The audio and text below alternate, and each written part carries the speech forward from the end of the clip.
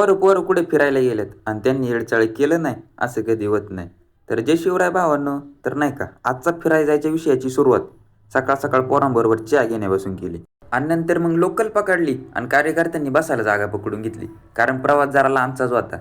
बसून बसून कटाळा आल्यावरती कार्यकर्त्यांसोबत जरा दरवाज्यात गेलो आणि जरा निसर्गाचा आनंद घ्यावा म्हटलं. आणि तेवढ्यात सूरजदाचं वाक्य आठवलं. डोंगराच्या ठिकाणी डोंगर असतो मोठा मोठा डोंगर असतो त्याला डग. आम्ही पण तिकडेच चाललो होतो आणि या दोघांना पुढे करमलं नाही, ती मागच्या दरवाज्यात गेली होती. इकडे दुसऱ्या कार्यकर्त्याने ट्रेनचा डबा खाली ओढायला सुरुवात केली होती, पण त्याच्याने काही होईना. आम्ही उतरल्यावर जरा ट्रेन बंद पडली होती. मग दुसऱ्या कार्यकर्त्याने तिला धक्का मारून जरा ती चालू करून दिली. आम्ही मग मळवली स्टेशनला उतरल्यावरती पुढे चालायला सुरुवात केली. आता तुम्हाला जरा अंदाज लागलाच असेल आम्ही कुठे चाललोय ते. ट्रिपला जायच्या आदल्या दिवशी का 10-12 जण म्हणले होते आम्ही येणार आहे.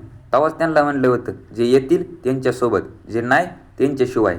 आणि त्या अचानक आदल्या दिवशी ठरलेल्या ट्रिपला आम्ही फक्त 5च जण आलो होतो. रिक्षावाले दादा ट्रेकिंग पॉईंटला सोडायचं पर हेड 70 रुपये म्हणत होते. त्याच्या आमचा एक कार्यकर्ता म्हणतो याच्यात आमचं 2 टायमाचं जेवण होईल. आणि आम्हाला जे डोंगराच्या ठिकाणी जायचं होतं ना, ते नुसतं रोडनीच 9 किलोमीटर भरत होतं. ट्रेकिंग तर बाजूलाच राहिली.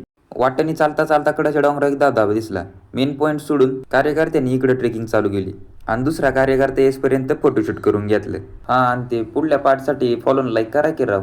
आणि ह्या धबधब्याचा सिनेमॅटिक व्ह्यू कसा वाटला तेवढं कमेंटमध्ये नक्की सांगा.